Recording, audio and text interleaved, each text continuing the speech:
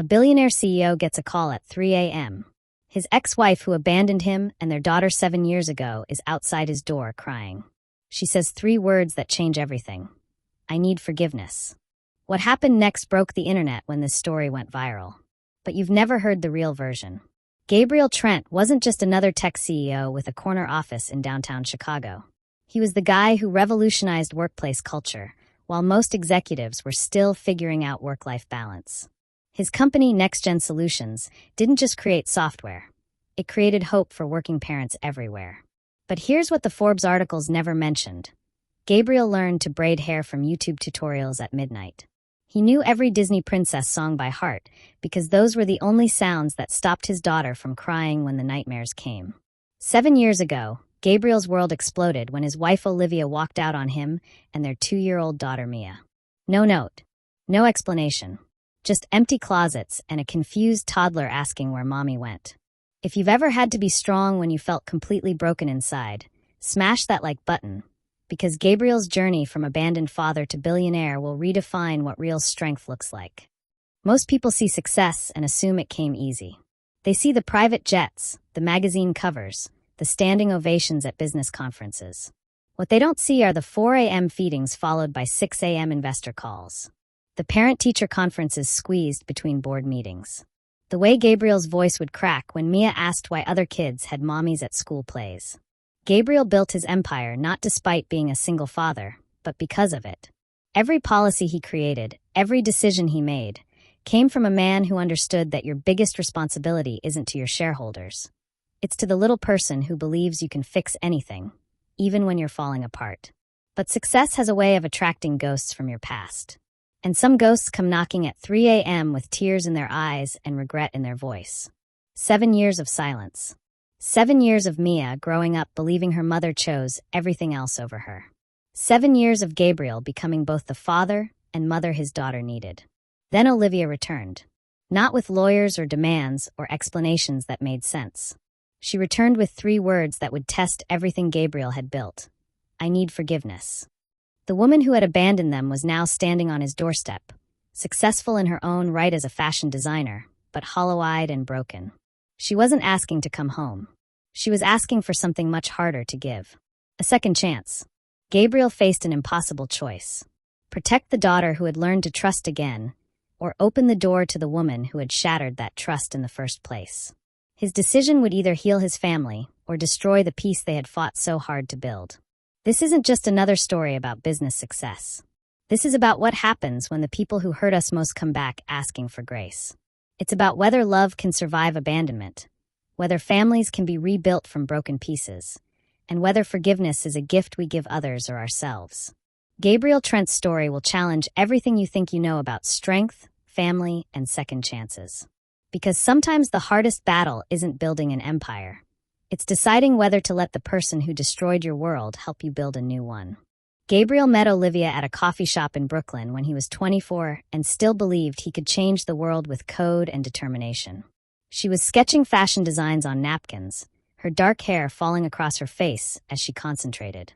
He was debugging software on a laptop held together with duct tape and hope. Their first conversation lasted 6 hours. Gabriel talked about building technology that would make work more human. Olivia shared her vision of creating clothing that made women feel powerful without sacrificing comfort. They were 2 dreamers who saw possibility everywhere, in each other, in their careers, in the life they could build together. The wedding happened 18 months later in Olivia's parents' backyard. Gabriel wore a suit he'd bought on sale, and Olivia wore a dress she'd designed and sewn herself. They had $43 in their joint bank account and enough love to power the city. Their first dance was to a song playing from Gabriel's phone because they couldn't afford a DJ.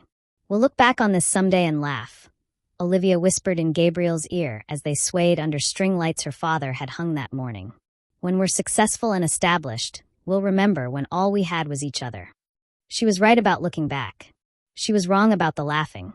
2 years into their marriage, Gabriel's startup began gaining traction. 18-hour days became the norm. Coffee replaced sleep, and stress replaced conversations. Meanwhile, Olivia freelanced for small boutiques, taking whatever design work she could find while trying to launch her own brand. Then Mia arrived. Gabriel will never forget the moment he held his daughter for the first time. This tiny person who looked exactly like Olivia but had his stubborn chin. In that hospital room, exhausted and overwhelmed, he made a promise.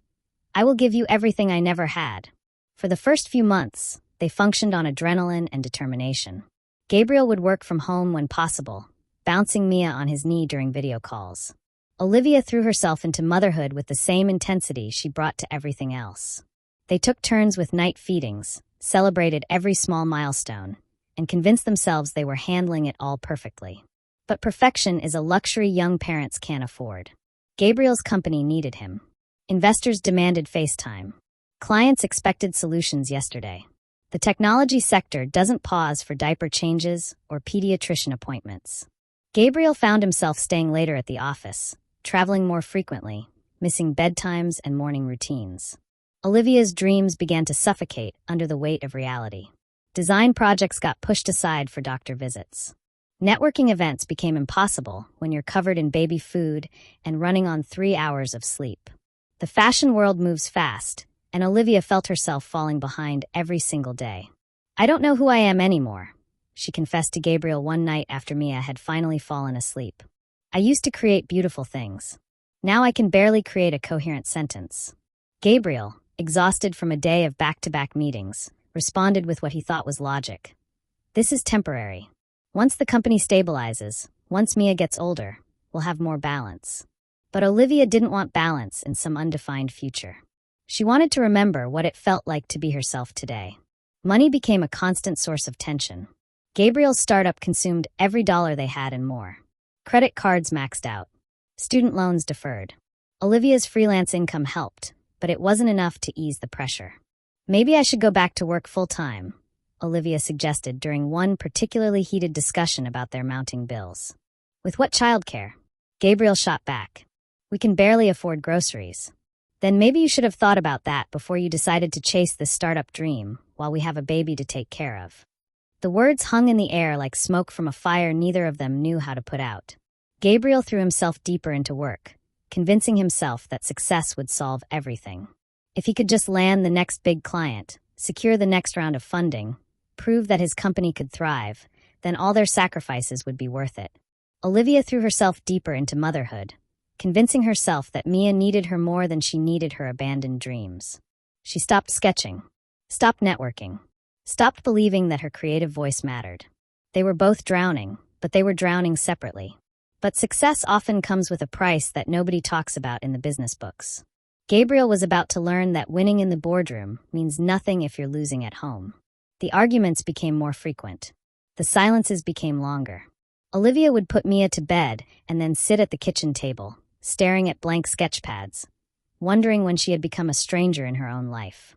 Gabriel would come home to a quiet house, tiptoeing around sleeping wife and daughter, eating cold dinner alone while reviewing contracts and investor presentations.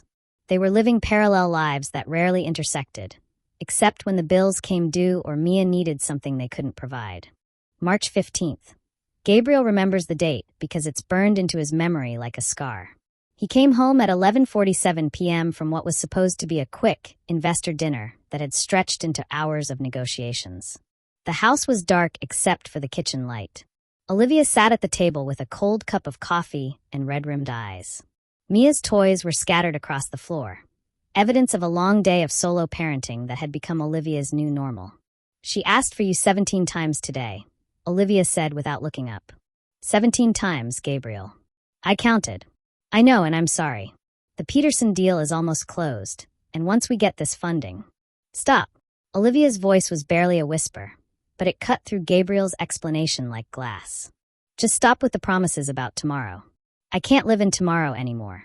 Gabriel loosened his tie, fatigue weighing on his shoulders. What do you want me to do, Olivia? Quit.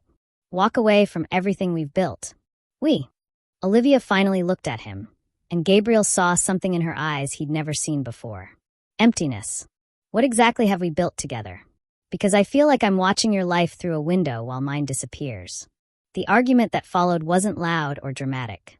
It was worse, it was quiet and final. Two people who had once shared everything now speaking like strangers negotiating the terms of surrender. I don't recognize myself anymore, Olivia said, her voice breaking. I look in the mirror and see someone I never wanted to become.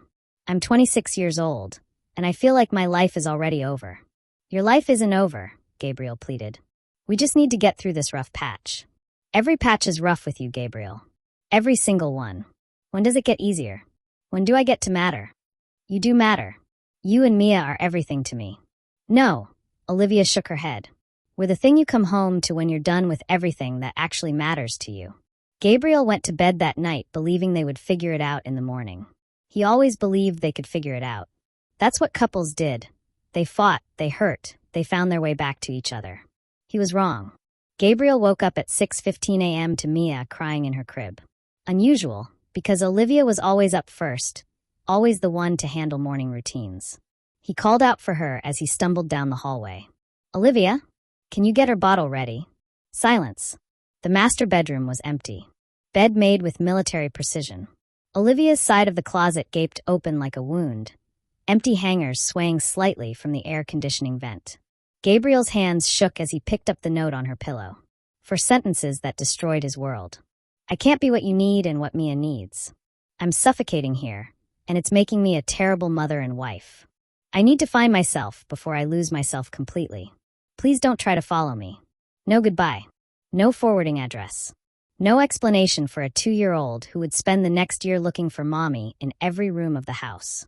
Mia's crying intensified, as if she somehow sensed that everything had changed. Gabriel stood in the hallway, holding a note that made no sense, listening to his daughter's cries and feeling his chest cave in. Mama? Mia called when Gabriel entered her room. Mama, how do you explain abandonment to someone who barely understands why the sky is blue? How do you tell a toddler that mommy chose herself over everything they had built together? Mama had to go away for work, Gabriel lied, lifting Mia from her crib. The words tasted like poison. But Daddy's here. Daddy's always going to be here. Mia searched his face with those enormous brown eyes, Olivia's eyes, and Gabriel realized he was crying. His daughter reached up with tiny fingers to touch the tears on his cheek. Dada's sad. Yeah, baby. Daddy's sad. But we're going to be okay. We're going to be more than okay. It was the first of many promises Gabriel would make to his daughter. The difference was he intended to keep this one. The first week was survival mode. Gabriel called in sick to work, something he'd never done, not even during his worst startup crises. He couldn't leave Mia with a babysitter because she screamed every time he walked toward the door. Friends and family offered help, but their questions were torture. Where did she go? When is she coming back? Did you see this coming? What are you going to do? Gabriel had no answers. He had a company that needed him, investors who expected results, and a daughter who woke up every morning asking for someone who would never answer. The nights were the worst. After Mia fell asleep, Gabriel would sit in the living room surrounded by the life he and Olivia had built together. Wedding photos, Mia's baby pictures, the coffee table they'd bought at a yard sale and painted together on a Saturday afternoon that now felt like it had happened to different people. His phone stayed silent. No calls, no texts, no apologies or explanations. Olivia had vanished as completely as if she'd never existed, leaving behind only empty spaces and unanswered questions. But here's what separates ordinary people from extraordinary ones. What they do when their world falls apart. Gabriel had 2 choices. Let the abandonment break him, or let it remake him into someone his daughter could be proud of. Share this video with someone who needs to hear this message, because what Gabriel does next will redefine what it means to be a parent. Hit that share button if you believe that our darkest moments can become our defining moments. Gabriel's new life started at 4 a.m. While other CEOs were sleeping, he was preparing bottles, checking emails, and mentally rehearsing how to explain quarterly projections while bouncing a teething toddler on his knee. The first board meeting after Olivia left was a disaster. Mia had an ear infection and couldn't go to daycare. Gabriel had no choice but to bring her to the office. She cried through his presentation on market expansion, threw Cheerios at the projector screen, and had a complete meltdown during the financial review. Board member Richard Thompson, a 60-year-old investment banker who'd never changed a diaper in his life, pulled Gabriel aside afterward.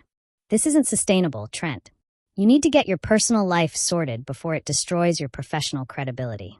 Gabriel looked at Thompson, then at Mia, who was now peacefully sleeping in her stroller after exhausting herself with crying.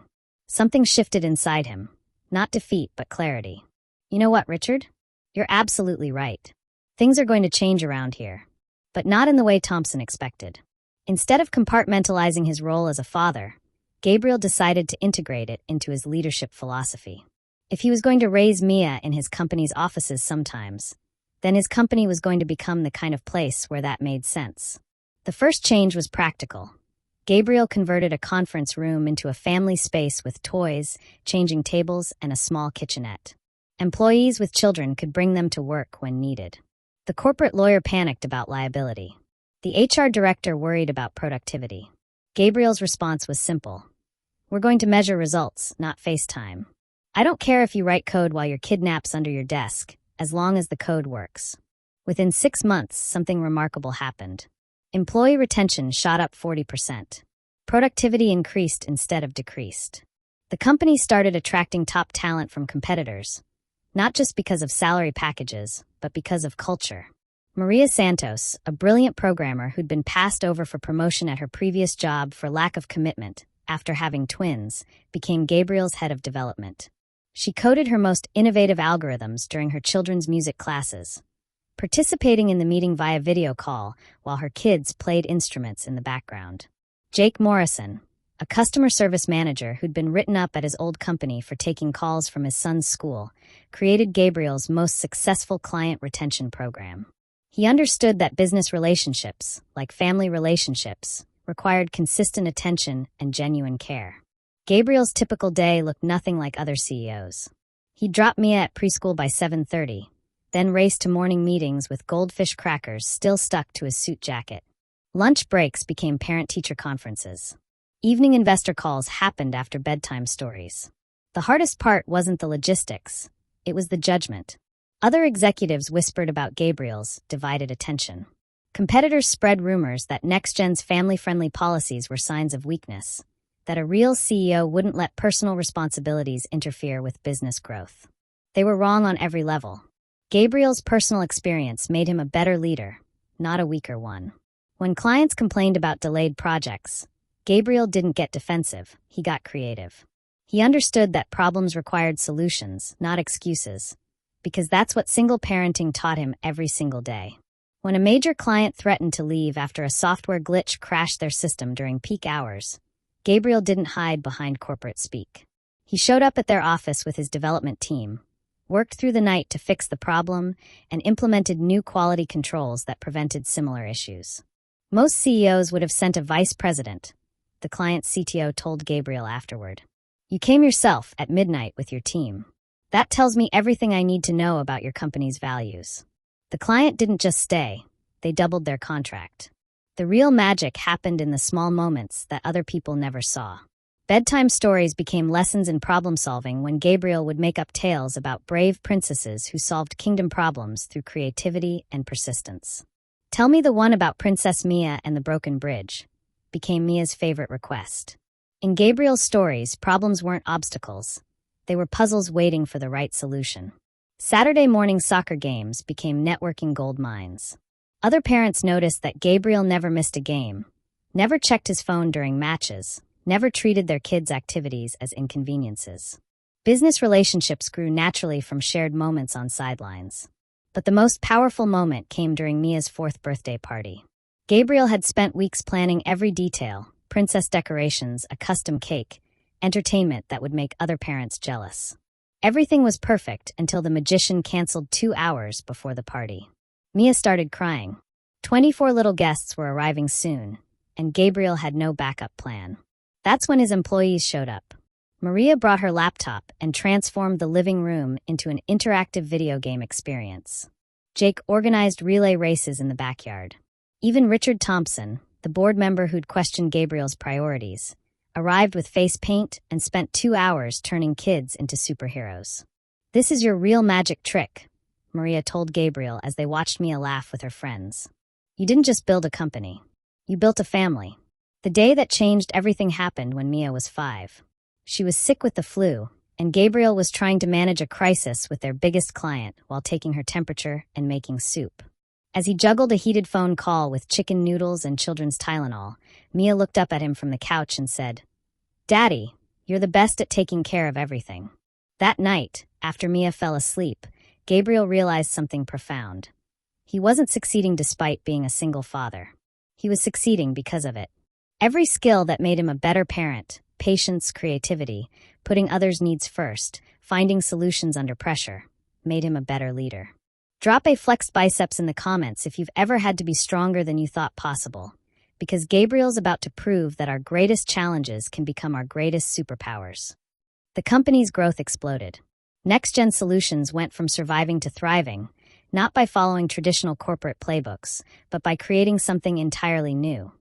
A business built on the principle that success means nothing if it costs you the people who matter most. By the time Mia turned 8, the simple explanations stopped working. Mommy had to go away for work became, when is Mommy coming back from work? Which became, why doesn't Mommy call me? Which eventually became the question that broke Gabriel's heart. Did Mommy leave because of me? Gabriel found himself in Barnes & Noble at 10 p.m., standing in the parenting section with tears in his eyes, reading books about how to explain abandonment to children.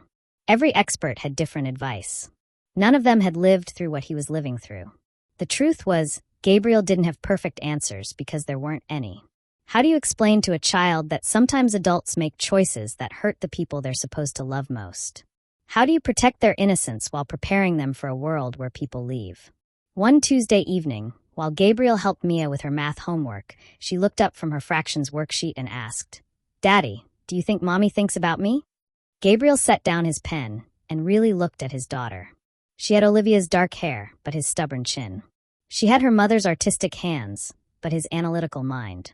She was becoming this incredible person who deserved honest answers, not comforting lies. "I think about you every minute of every day," Gabriel said carefully. "And I have to believe that anyone who helped create someone as amazing as you thinks about you too. But she doesn't call." "No, she doesn't call." "Why?" "I don't know, sweetheart. I wish I did." It wasn't the perfect parenting moment Gabriel had hoped for, but it was honest. And somehow, Mia seemed to understand that honest imperfection was better than perfect lies. Mia flourished in ways that constantly amazed Gabriel. She excelled in school, not just academically but socially. Teachers praised her empathy, her ability to include kids who felt left out. She seemed to have an intuitive understanding that everyone was carrying invisible struggles. At 10, she joined the school's peer counseling program. Gabriel watched through the classroom window as his daughter listened to a crying classmate with the same patience and attention she'd learned from watching him handle business crises and bedtime meltdowns with equal care. "She has an old soul," her teacher Mrs. Rodriguez told Gabriel during a parent conference.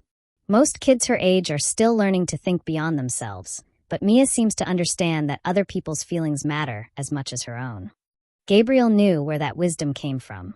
Mia had learned to read emotional cues because she'd spent her whole life watching her father juggle impossible responsibilities. She understood resilience because she'd watched him rebuild their world from nothing. But understanding and accepting aren't the same thing. When Mia turned 13, the questions changed from curious to challenging. Adolescence brought a new level of emotional complexity that Gabriel wasn't prepared for. "All my friends' parents are divorced," Mia announced one night over dinner. "But their moms still show up. They still call. They fight over custody and argue about who gets them for holidays. At least their moms want them." Gabriel's fork froze halfway to his mouth. This wasn't about missing bedtime stories anymore. This was about fundamental questions of worth and belonging that no amount of success or stability could completely answer. "Your mother's absence doesn't say anything about your worth," Gabriel said. "It says something about her pain." "How do you know?" Mia challenged. "How do you know it wasn't about me?" The question hung in the air like smoke. Gabriel realized that 13 years of careful explanations and protective love couldn't shield his daughter from the most basic human fear, that she wasn't worth staying for. "Because I know you," Gabriel said finally. "I've watched you grow into this incredible person who makes everyone around her better. I've seen you comfort friends, help neighbors, solve problems with creativity and grace. You are someone worth staying for. Someone worth fighting for. Someone worth everything." Then why didn't she stay? Gabriel took a breath. Because sometimes people make choices based on their own fear and pain that have nothing to do with the people they love. Your mom left because she was drowning, not because you weren't worth saving. The absence became most painful during milestones. Gabriel learned to braid hair from YouTube videos, but he couldn't teach Mia how to navigate the social complexities of teenage girls. He could take her shopping for her first formal dress, but he couldn't share the excitement of makeup tutorials and boy crushes. Gabriel's assistant Maria became an unofficial mentor, helping with girl talk that felt too foreign for Gabriel to handle. But even Maria's kindness couldn't fill the specific shape of mother love that remained empty in Mia's heart. The hardest moment came during Mia's 8th grade graduation. As Gabriel watched her walk across the stage, he noticed her scanning the audience. He knew she was looking for a face that wouldn't be there, hoping for a presence that had been absent for 11 years. Afterward, at the celebration dinner, Mia asked the question that changed everything.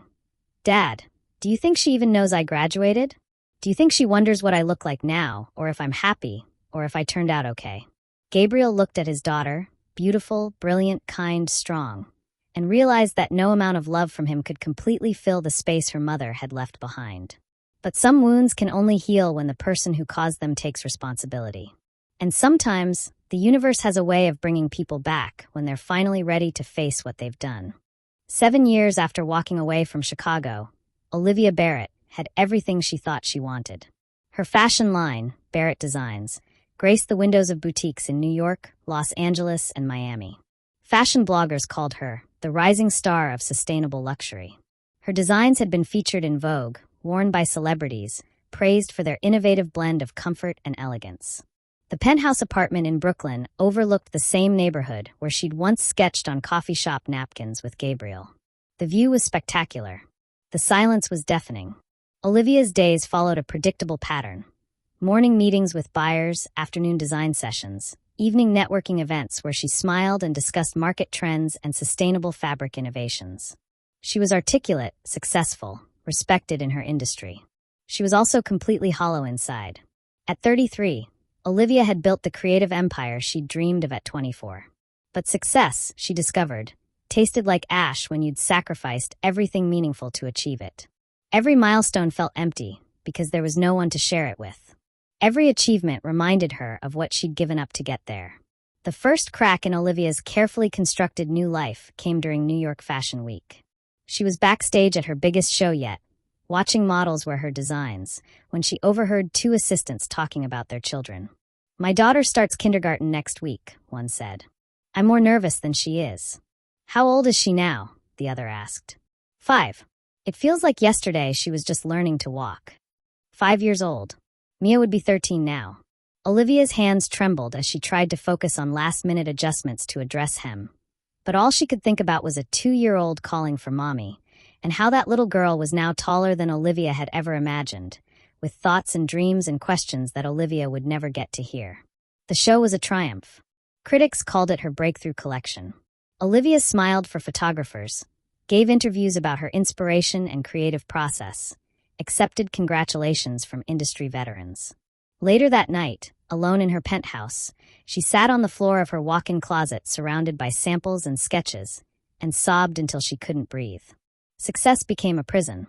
The more recognition Olivia received, the more isolated she felt. She attended gallery openings and industry parties, surrounded by people who admired her work. But she had no one to call when she woke up at 3 a.m. wondering if she'd made the right choice. Dating was impossible. How do you explain to someone that you walked away from your family? How do you build intimacy when you're carrying that level of shame? Men were attracted to her success, her independence, her creative vision. None of them saw the broken woman who flinched every time she heard a child laugh.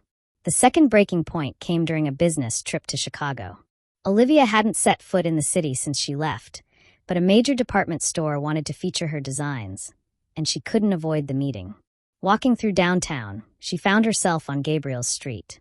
Not intentionally, she'd gotten lost and used her GPS to find the nearest coffee shop. But there she was, 3 blocks from the house where she'd once lived, where she'd once been someone's wife and someone's mother. She didn't have the courage to walk past the house, but she didn't leave the neighborhood either. She spent 2 hours sitting in that coffee shop, watching families walk by. Fathers pushing strollers. Mothers holding small hands. Children who looked about 13 Mia's age. The final awakening happened 6 months later. Olivia was featured on the cover of Entrepreneur magazine as one of 30 under 35 who changed their industry. The article praised her vision, her business acumen, her ability to sacrifice everything for her art. Reading that phrase, sacrifice everything, Olivia realized that the business world saw her abandonment as admirable. They celebrated her for choosing career over family, for having the courage to pursue her dreams without compromise. But sitting in her empty apartment, holding a magazine with her face on the cover, Olivia understood something the journalists didn't. She hadn't sacrificed everything for her art. She'd sacrificed everything that made art meaningful. What was the point of creating beautiful things if you had no one to share beauty with? What was the point of building a legacy if you destroyed the only legacy that truly mattered? That night, Olivia did something she'd avoided for 7 years. She Googled Gabriel's name. The search results were overwhelming. Articles about his innovative leadership. Features about next-gen solutions' family-friendly policies. A recent interview where he mentioned being a single father and how it shaped his approach to business. But the image that broke her completely was a photo from a charity gala. Gabriel in a tuxedo, smiling proudly next to a teenage girl in an elegant blue dress. The caption read, CEO Gabriel Trent with his daughter Mia at the annual Children's Hospital fundraiser. Mia. Beautiful, poised, confident Mia, who looked exactly like Olivia had at that age, but carried herself with a strength Olivia had never possessed. Olivia stared at that photo for hours, memorizing her daughter's face, seeing Gabriel's pride, understanding finally what she had thrown away. Success means nothing when you've lost your soul. And Olivia had just realized that everything she'd gained couldn't fill the hole where her family used to be. Gabriel was reviewing quarterly reports when his phone buzzed with an unknown number. He almost ignored it. Another sales call, probably. But something made him answer. Hello, Gabriel? It's me. It's Olivia. The world stopped. 7 years of silence, 7 years of building a life without her, 7 years of explaining her absence to their daughter. And now she was back with 2 words that changed everything. Gabriel's first instinct was to hang up. His second was to demand explanations. His third was to protect Mia from any more pain. Instead, he found himself saying the only thing that mattered. Why now? I saw the photo, Olivia whispered, her voice breaking. The charity gala. She's so beautiful, Gabriel. She looks so confident and strong, and I've missed 13 years of her life. I've missed everything. Yes, you have. Gabriel's voice was steady, but his hands were shaking. You missed her first day of school. You missed when she learned to ride a bike. You missed her asking why her mommy didn't love her enough to stay. The silence on the other end was deafening. I know I have no right to ask, Olivia continued, barely audible. But I need to see her. I need to try to explain.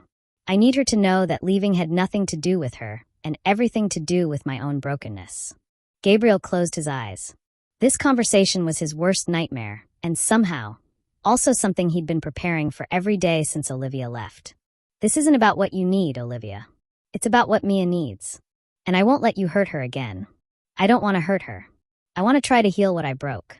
That night, after Mia went to bed, Gabriel sat in his home office staring at the phone. One conversation had shattered the careful equilibrium he'd built over 7 years. Part of him wanted to ignore Olivia's call, to protect the life they'd created without her. But another part of him, the part that remembered falling in love with a creative, passionate woman who dreamed of changing the world, wondered if Mia deserved the chance to know her mother. Not the mother who had left, but the woman Olivia might have become. Gabriel thought about the questions Mia asked, the way she searched crowds for a face she barely remembered, the mother-shaped space in her heart that his love, however fierce, had never completely filled. The hardest part was admitting that this decision wasn't his alone to make. Mia was 13 now, old enough to have opinions about her own life. Old enough to understand complexity and choose her own relationship with forgiveness. The next morning, Gabriel did something that terrified him more than any business crisis he'd ever faced. He sat Mia down before school and told her about the phone call. She wants to see me? Mia's voice was carefully controlled, but Gabriel saw the flash of hope she tried to hide. She does. But this is your choice, Mia. Completely your choice. If you don't want to see her, I'll tell her no, and that will be the end of it. Mia was quiet for a long time, staring at her cereal bowl. When she looked up, Gabriel saw Olivia's eyes in his daughter's face, thoughtful, determined, braver than she should have had to be. I want to see her, Mia said quietly. Not because I forgive her. Not because I understand why she left. But because I need to look at her and know that I'm stronger than whatever made her run away. Gabriel's heart broke and swelled with pride at the same time. His 13-year-old daughter had just articulated something that had taken him years to understand. Sometimes you face your pain not to excuse it, but to prove you've survived it. They arranged to meet at a neutral location, a quiet restaurant downtown where Gabriel felt comfortable and Mia wouldn't feel trapped. Gabriel arrived early with Mia, both of them nervous in different ways. "What if I don't know what to say to her?" Mia asked, fidgeting with her napkin. "Then you don't say anything," Gabriel replied. "You don't owe her conversation. You don't owe her forgiveness. You don't owe her anything except basic politeness, and only if you choose to give it." When Olivia walked through the restaurant door, Gabriel felt like he was seeing a ghost. She looked older, more sophisticated, successful in ways that were immediately apparent. But her eyes held a vulnerability that reminded him of the young woman who used to sketch on napkins and dream of changing the world through fashion. Mia's reaction was more complex. Gabriel watched his daughter study her mother's face, searching for recognition, for similarity, for some evidence of the connection that DNA promised but abandonment had severed. "Hello, Mia," Olivia said, approaching their table with careful steps. "You're even more beautiful than I imagined." "You imagine me?" Mia's question was direct, challenging. No small talk, no easing into difficult territory. Olivia's composure cracked slightly. "Every day. Every single day for 13 years. But you never called." "No, I never called." "Why?" Gabriel tensed, ready to intervene if the conversation became too intense, but Mia caught his eye and shook her head slightly. She wanted to handle this herself. Olivia sat down across from them, her hands trembling as she reached for water she didn't drink. "Because I was a coward. Because I convinced myself that you were better off without me. Because I thought love meant letting you go." "That's not what love means," Mia said with the certainty of someone who had been truly loved. "Love means showing up even when it's hard. Dad taught me that." The words hit Olivia like physical blows. Gabriel saw her flinch, saw her absorb the truth of what Mia was saying, that she had learned about love from the parent who stayed, and that lesson made the parent who left look even worse by comparison. The conversation that followed was unlike anything Gabriel had anticipated. There was no dramatic reconciliation, no movie moment forgiveness. Instead, there was something more valuable and more difficult. Honest conversation between three people trying to navigate pain they'd all carried differently. Olivia didn't make excuses. She didn't blame postpartum depression or feeling trapped or Gabriel's work schedule. She took responsibility for her choice in a way that was both devastating and necessary. "I left because I was drowning, and I thought the only way to save myself was to swim away from everything that was pulling me under," Olivia said. "I didn't understand that you and your father weren't anchors holding me back. You were the life preservers that could have saved me." Mia listened without responding, her face unreadable. Gabriel saw his daughter processing not just Olivia's words, but the woman behind them, flawed, broken, honest in her brokenness. "I don't forgive you," Mia said finally. "I'm not ready for that. But I don't hate you either. I need time to figure out what I think about all of this." If you believe that healing requires courage from everyone involved, subscribe and hit that notification bell. Because this family's journey is about to get even more complicated. It wasn't the reunion Olivia had hoped for, but it was more than she deserved. And for the first time in 7 years, Gabriel allowed himself to wonder if broken families could ever truly be repaired, or if the best they could hope for was learning to carry their scars with grace. Rebuilding trust doesn't happen in restaurant conversations or tearful apologies. It happens in the small, consistent moments that prove someone has truly changed. For Olivia, that meant showing up, not with grand gestures or expensive gifts, but with patience and presence. The first few months were awkward beyond description. Olivia would drive from New York every other weekend, staying in a hotel near Gabriel's house. Their interactions were carefully structured. Lunch dates with Mia, family activities with Gabriel present, conversations that felt more like negotiations than relationships. Mia remained guarded but curious. She would ask Olivia about her work, about New York, about everything except the 7 years they'd lost. Those questions would come later, when trust had been earned rather than assumed. Gabriel watched every interaction like a hawk, ready to intervene if Olivia said or did anything that hurt his daughter. He'd spent 13 years protecting Mia from this woman's absence. Now he had to learn how to protect her from this woman's presence. "I don't expect forgiveness," Olivia told Gabriel during one of their careful conversations. "I don't expect to be welcomed back into your lives like nothing happened. I just want the chance to prove that I'm not the same person who walked away." "Proving that will take years," Gabriel replied. maybe decades. Are you prepared for that? I'm prepared for however long it takes. The breakthrough came 4 months after their first meeting. Mia was struggling with a school project about family history, and she asked Olivia about her grandmother. Gabriel's mother had passed away when Mia was young, so Olivia's mother was her only living grandparent. Grandma Rose taught me how to sew, Olivia shared, pulling out her phone to show Mia pictures she'd never seen. She used to say that creating something beautiful with your hands was like leaving a piece of your soul in the world. For the first time since the reunion began, Mia smiled at something her mother said. Not a polite smile, but a genuine expression of interest and connection. Is that why you became a fashion designer? Mia asked. Part of it. But mostly, I became a designer because I thought creating beautiful things would make me feel beautiful inside. I didn't understand then that the most beautiful thing I'd ever created was sitting right in front of me. Mia didn't respond to the sentiment, but she didn't pull away from it either. Progress, Gabriel realized, looked like acceptance rather than resistance.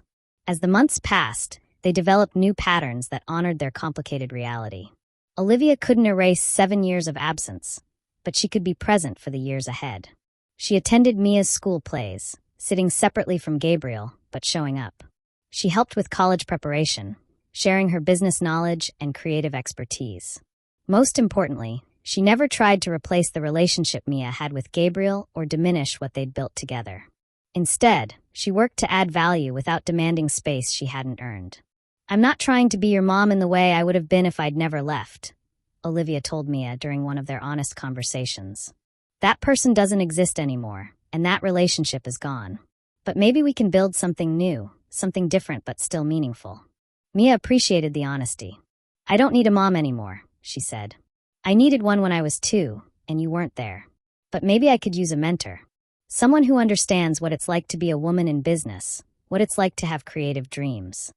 It wasn't the mother-daughter relationship Olivia had lost, but it was a relationship worth building. Watching Olivia work to earn Mia's trust changed something in Gabriel too. His anger, which had sustained him through the hardest years of single parenting, gradually transformed into something more complex. Not forgiveness exactly, but understanding. He began to see that Olivia's abandonment hadn't been about him or Mia. It had been about a young woman who felt like she was disappearing and didn't know how to save herself without destroying everything else. Her choice was wrong, devastating, unforgivable, but it was also human. I used to think strength meant never breaking, Gabriel told his business partner Maria during one of their coffee meetings. Now I think strength means learning how to break without destroying the people who depend on you. This realization transformed Gabriel's leadership even further. He began speaking openly about mental health at work, implementing policies that gave employees space to struggle without fear of losing their jobs. His company became known not just for innovation, but for compassion. By Mia's 15th birthday, they had created something that didn't fit traditional family categories, but worked for them. Olivia was part of Mia's life, not the central part, but a meaningful part. She provided career guidance, creative inspiration, and the unique perspective of someone who had rebuilt herself from scratch. Gabriel remained Mia's primary parent, the person she turned to for comfort and guidance and unconditional love. But he no longer carried the burden of trying to be everything to his daughter. Olivia's presence, carefully managed and slowly earned, gave Mia access to parts of herself that Gabriel couldn't reach. The 3 of them would never be a traditional family. Too much damage had been done, too many years had been lost. But they became something else, a constellation of people who had learned to orbit around love and forgiveness, and the belief that broken things could be repurposed into something beautiful. Other families began reaching out to Gabriel, divorced parents struggling with custody, single parents feeling overwhelmed, children dealing with abandonment. His story became proof that families could be rebuilt in new shapes, that love could survive betrayal, that forgiveness was possible even when it seemed impossible. Olivia used her business platform to speak about mental health, about the pressure women face to choose between career and family, about the importance of seeking help before you break completely. Her vulnerability helped other mothers who were struggling, who felt like they were drowning but didn't want to abandon their children to save themselves. Mia, watching both parents take their pain and transform it into purpose, learned that her own story of abandonment and resilience could become a source of strength for others. She began volunteering with children in foster care, kids who understood what it felt like to wonder if they were worth staying for. Their healing wasn't just personal, it was purposeful. And that made all the difference. 2 years after Olivia's return, Gabriel received an invitation that would change his public trajectory forever. Harvard Business School wanted him to deliver their keynote address on leadership in the modern era. The typical CEO would talk about market disruption or technological innovation.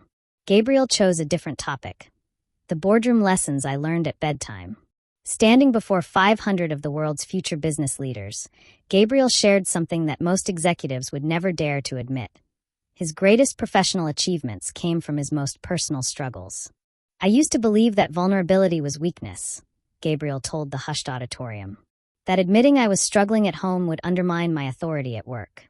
I was wrong. The skills that made me a better father, patience, creativity under pressure, putting others' needs first, those same skills revolutionized how I lead. The speech went viral within hours. Not because it was polished or corporate approved, but because it was brutally honest about the intersection of personal pain and professional growth. Word spread quickly through business and parenting communities. Gabriel found himself invited to conferences across the country, not as a tech CEO, but as someone who had navigated the impossible balance between building a company and raising a child alone.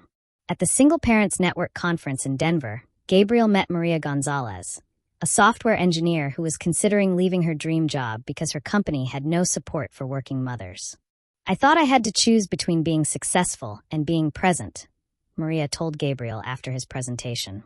But hearing your story made me realize the problem isn't working mothers. It's workplaces that don't understand what real leadership looks like. 6 months later, Maria started her own consulting firm helping companies create authentic work-life integration policies. She credited Gabriel's story with giving her the courage to bet on herself. Next-Gen Solutions became the case study every business school wanted to examine. Companies sent delegations to Chicago to understand how Gabriel's radical policies actually increased productivity and employee retention. The secret wasn't complicated. Treat employees like whole human beings instead of productivity machines.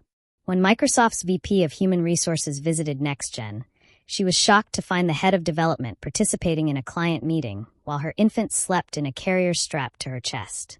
"This would never fly at our company," the Microsoft executive whispered to Gabriel. "Why?" Gabriel asked simply.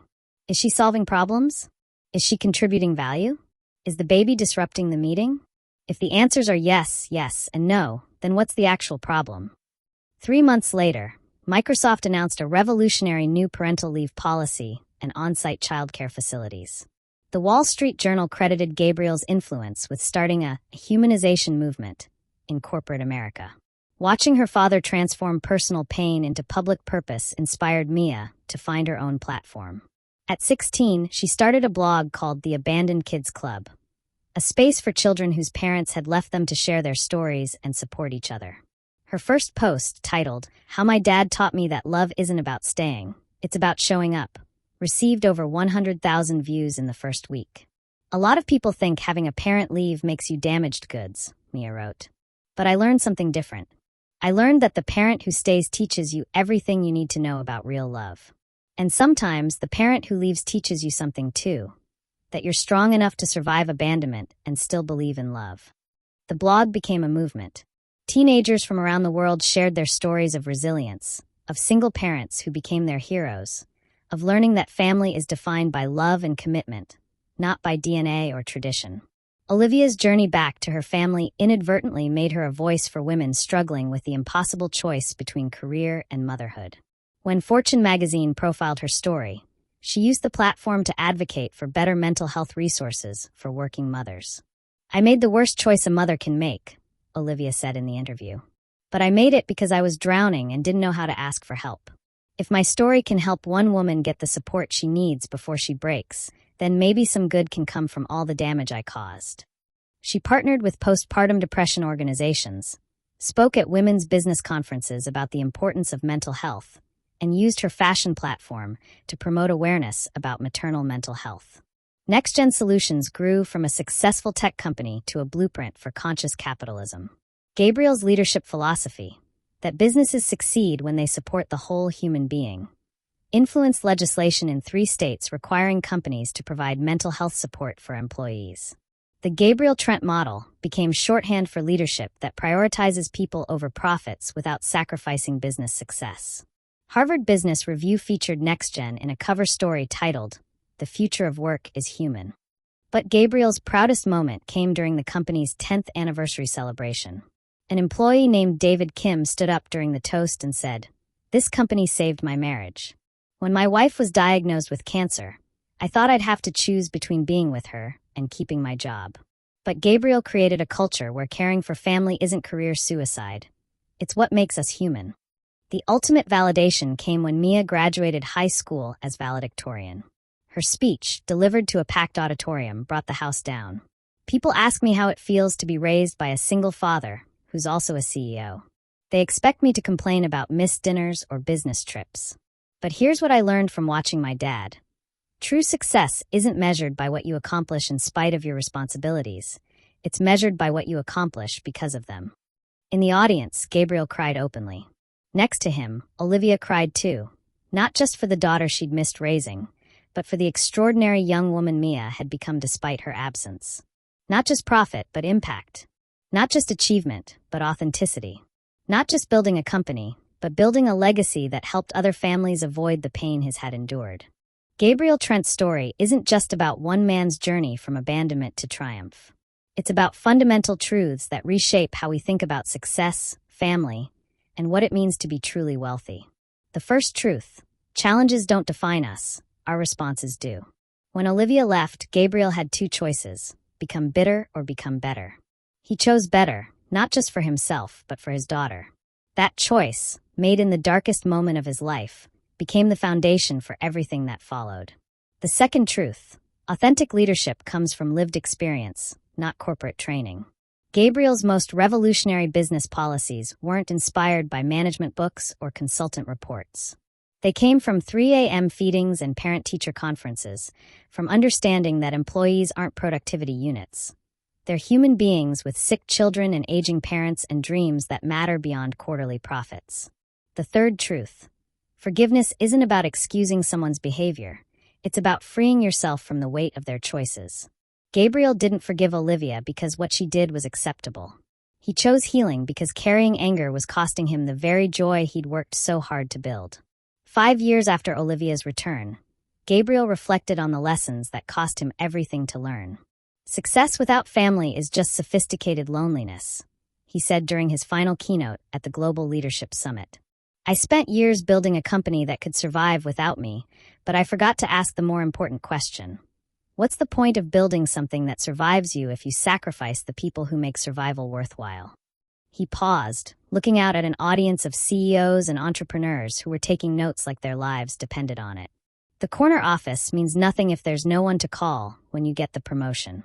The private jet is just expensive isolation if you're flying alone. The magazine covers become wallpaper in empty houses. Real wealth isn't what you accumulate. It's what you'd be devastated to lose. Gabriel's choice to integrate his role as a father with his identity as a CEO cost him some business relationships. Investors who prioritized profit over people found other companies to fund. Board members who couldn't understand his family-first policies resigned. But what Gabriel lost in traditional metrics, he gained in ways that mattered more. Employee loyalty that couldn't be bought. Industry respect that couldn't be manufactured. A daughter who grew up knowing she was his first priority, not his afterthought. "Some people thought I was crazy for bringing my personal struggles into the boardroom," Gabriel admitted. "They said it would hurt my credibility, damage my professional reputation. They were wrong. It was the most credible thing I ever did." The story of Gabriel, Olivia, and Mia offers 3 life-changing lessons for anyone willing to listen. First, the people who depend on you are not obstacles to your success. They are the reason success matters. Gabriel's greatest achievements came not despite being a single father, but because of it. When you lead with love as your motivation, you become unstoppable. Second, broken doesn't mean destroyed. Families can be rebuilt in new configurations. Relationships can be redeemed through consistent action over time. Hope can survive even the deepest betrayal if people are willing to do the hard work of healing. Third, your story of surviving can become someone else's roadmap to thriving. Gabriel's willingness to share his struggle publicly helped thousands of other families navigate similar challenges. Pain that stays private remains personal tragedy. Pain that's shared purposefully becomes powerful testimony. But the most powerful lesson came from the most unexpected source. Not from Gabriel's strength or Olivia's redemption, but from Mia's wisdom. At 18, Mia was accepted to Harvard Business School with a full scholarship. Her application essay, titled "What My Broken Family Taught Me About Building Things That Last," became legendary among admissions counselors. In it, she wrote, "People assume that having a parent abandon you makes you afraid of commitment. But it taught me the opposite. It taught me that the people who stay when staying is hard are the people worth building your life around. It taught me that love isn't a feeling. It's a choice you make every single day." On the night before Mia left for college, she sat with Gabriel on their back porch. The same porch where he'd held her as a crying toddler, wondering how he'd ever managed to raise her alone. "Dad," she said, "I know you think you failed because Mom left. But you didn't fail. You succeeded in the most important way possible. You taught me what it looks like when someone loves you enough to stay." Gabriel's story forces us to confront uncomfortable questions about our own priorities. What would you choose, the corner office or the bedtime story? The business trip or the school play? The networking event or the family dinner? More importantly, what does your calendar say about your values? Because at the end of your life, no one will remember your quarterly earnings. They'll remember whether you showed up when it mattered. What legacy are you building? What would the people who love you say about your priorities? Let me know in the comments. And don't forget to subscribe for more stories that will challenge everything you think you know about success. Gabriel Trent built an empire, but his greatest achievement was simpler and more profound. He proved that you don't have to choose between being successful and being present. You just have to redefine what success actually means. In a world that teaches us to prioritize achievement over relationships, profit over people, Gabriel's story stands as proof that the most valuable things in life can't be measured in dollars. They can only be measured in love. And love, as Mia learned, isn't about perfect people making perfect choices. It's about flawed people choosing again and again to show up for each other.